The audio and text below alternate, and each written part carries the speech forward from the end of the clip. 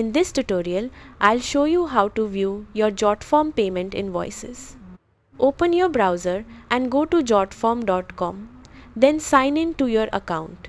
After logging in, click your profile icon in the top right corner and select Settings. In the left sidebar, click Billing to open your subscription and payment settings. Next, open the Invoices section.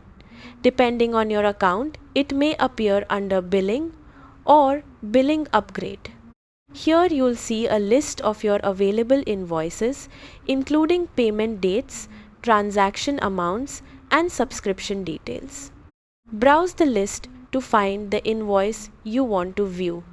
To save a copy, click the download icon next to the invoice.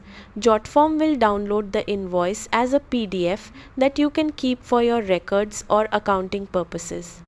If you don't see any invoices, it usually means there hasn't been any billing activity on your account yet, or you're using a free plan. That's how to view your Jotform payment invoices. Thanks for watching.